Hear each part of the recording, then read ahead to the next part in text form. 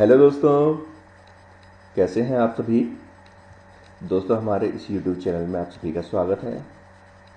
दोस्तों, आज हम बात करने जा रहे हैं GSTR 3B रिटर्न की। ये रिटर्न जो आपको हर महीने फाइल करनी होती है। आज हम इसके बारे में कुछ बेसिक इन्फॉर्मेशन लेंगे कि आखिर ये रिटर्न होती क्या है और इससे रिलेटेड कुछ आपके क्वेश्चंस जो अक्सर आपके दिमाग में उठते हैं GSTR 3B से रिलेटेड, उनके बारे में आज हम डिस्कस करेंगे। दोस्तों, आपने अब तक हमारा चैनल सब्सक्राइब कर लिया होगा।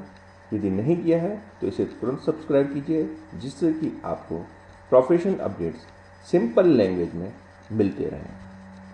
दोस्तों, सबसे पहले हम बात करते हैं कि GSTR 3B रिटर्न होती क्या है। दोस्तों, हम आपको बताना चाहते हैं कि GSTR 3B एक कंसोलिडेटेड रिटर्न है, एक समरी है जिसके अंदर आपकी टैक्स की लायबिलिटी कितनी बनती है, एक पर्टिकुलर मंथ के अंदर आपको कितना इनपुट टैक्स का क्रेडिट लेना है और कितना टैक्स का पेमेंट करना है, उसकी डिटेल जाती है।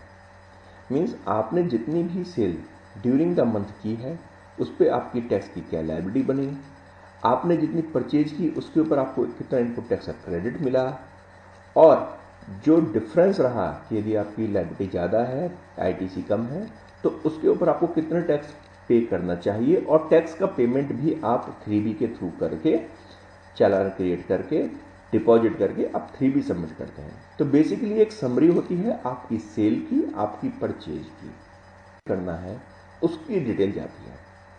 मीन्स आपने जितनी भी सेल ड्यूरिंग द मंथ की है उस पर आपकी टैक्स की क्या लायबिलिटी बनी, आपने जितनी परचेज की उसके ऊपर आपको कितना इनपुट टैक्स का क्रेडिट मिला, और जो डिफरेंस रहा कि यदि आपकी लायबिलिटी ज़्यादा है, ITC कम है, तो उसके ऊपर आपको कितना टैक्स पे करना चाहिए, और टैक्स का पेमेंट भी आप 3B के थ्रू करके चालान क्रिएट करके डिपॉजिट करके आप 3B सबमिट करते हैं। तो बेसिकली एक समरी होती है आपकी सेल की, आपकी परचेज की। दूसरा दोस्तों कि इसको हर महीने फाइल करना होता है। दोस्तों, GSTR 3B को फाइल करना हर महीने ज़रूरी है। GSTR के अंदर आपने एक सुना होगा कि कुछ रिटर्न्स क्वार्टरली भी जाती हैं। क्वार्टरली GSTR 1 जाती है जो 3 महीने में एक बार जाती है, कुछ एसएससीज के लिए जिनकी टर्नओवर 5 करोड़ से कम है। तो दूसरा है दोस्तों कि GSTR 3B की रिटर्न मंथली जाती है। जी हाँ दोस्तों, चाहे आपकी टर्नओवर 1.5 करोड़ रुपए से कम क्यों ना हो, चाहे आप GSTR 1 क्वार्टरली फाइल कर रहे हैं, उसके बाद भी आपको GSTR 3B मंथली फाइल करनी होगी। आपको अपना टैक्स हर महीने जमा कराना होगा। GSTR 3B फाइल करनी होती है सभी रजिस्टर्ड पर्सन को जिन्होंने GSTR में रजिस्ट्रेशन ले रखा है, जिन्होंने GST का रजिस्ट्रेशन जिनके पास में है, उन सभी को GSTR 3B फाइल करनी जरूरी होती है। सबसे बड़ी बात दोस्तों कि GSTR 3B आपको तब भी फाइल करनी है जबकि आपकी कोई सेल या परचेज नहीं है, अर्थात आप नील की रिटर्न फाइल करते हैं तो भी GSTR 3B हर महीने फाइल करना मैंडेटरी है। अगर आप GSTR 3B हर महीने फाइल नहीं करते हैं तो आपके ऊपर लेट फीस लगती है। सपोज आपकी कोई सेल या परचेज है तो आपकी लेट फाइलिंग की फीस 50 रुपीज़ पर डे होगी, लेकिन यदि आपकी कोई सेल परचेज नहीं है, आपको नील GSTR 3B फाइल करनी है, तो उस केस में भी आपकी late fees 20 rupees per day होगी। तो दोस्तों, इसलिए मैंडेटरी है कि आप GSTR 3B हर महीने फाइल करें। अब हम बात करते हैं कि GSTR 3B फाइल करने की ड्यू डेट क्या है। तो दोस्तों, GSTR 3B फाइल करने की ड्यू डेट होती है 20 तारीख अगले महीने की। फॉर एग्जांपल, जुलाई 2020 के लिए उसकी ड्यू डेट होगी 20 अगस्त 2020। कुछ स्टेट्स में जिनकी टर्नओवर 5 करोड़ रुपए से कम है, वहाँ पर कुछ स्टेट्स के अंदर ड्यू डेट 22 तारीख है और कुछ स्टेट्स के अंदर ड्यू डेट 24 तारीख है। तो इसका मतलब यह हुआ कि अगर आपकी टर्नओवर 5 करोड़ से ऊपर है तो आपकी ड्यू डेट 20 तारीख होगी, और यदि आपकी टर्नओवर 5 करोड़ से कम है तो स्टेट वाइज डिपेंड करेगा।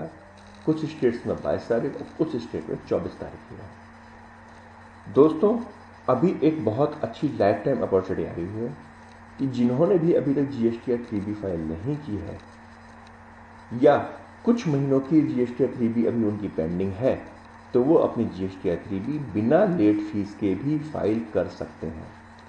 उन्हें करना क्या होगा कि उन्हें अभी तुरंत अपनी GSTR 3B फाइल कर देनी है, जिस केस में उनको लेट फीस नहीं लगेगी।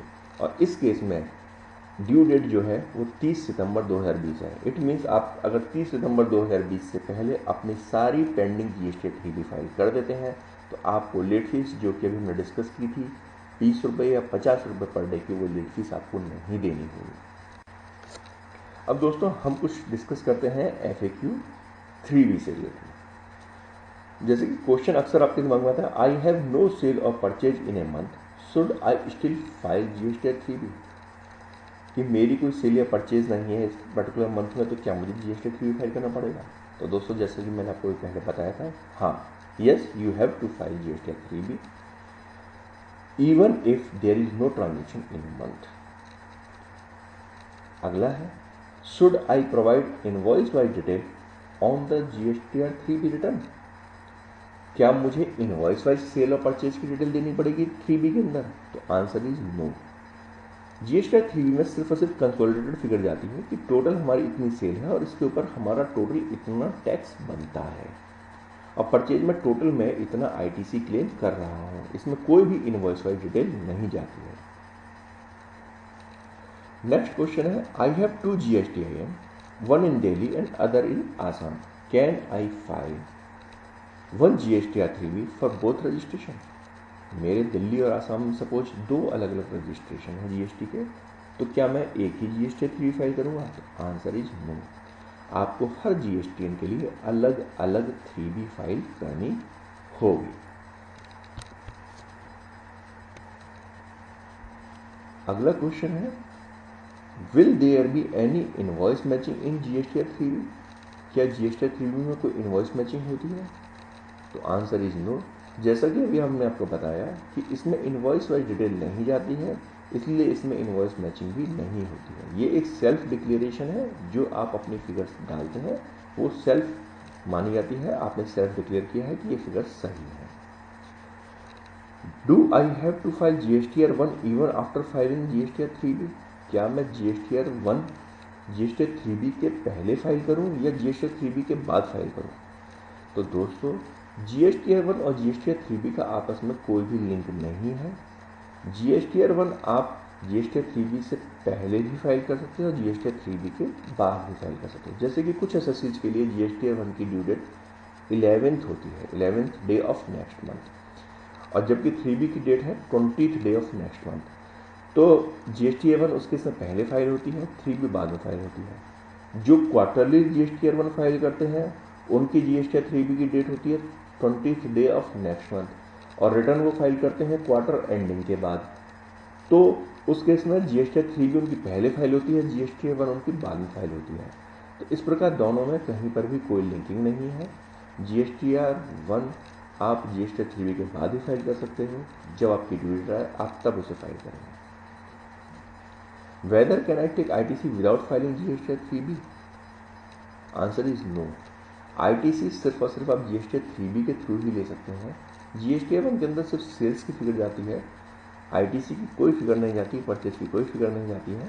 तो ITC लेने का सिर्फ और सिर्फ एक ही जरिया है, वो है GSTR 3B। Last but not least, I have not filed GSTR 3B since registration, can I file it now? Answer is yes. जैसा कि अभी हमने आपको बताया था कि गवर्नमेंट ने एक life time opportunity, one time opportunity दी है कि अगर अभी तक भी आपने GSTR 3B फाइल नहीं की है या आपकी कुछ GSTR 3B पेंडिंग है, तो आप उसे 30 सितंबर 2020 से पहले पहले विदाउट लेट फीस जमा करा सकते हैं। दोस्तों यदि आपके GSTR 3B से रिलेटेड कुछ और भी क्वेश्चन है तो आप हमें कमेंट बॉक्स में कमेंट कर सकते हैं, या आप हमें मेल और चैट भी कर सकते हैं। हमारे को आप मेल कीजिए या चैट कीजिए या कमेंट बॉक्स में अपनी क्वेरीज डालिए, हमें बहुत खुशी होगी उनका जवाब देने में।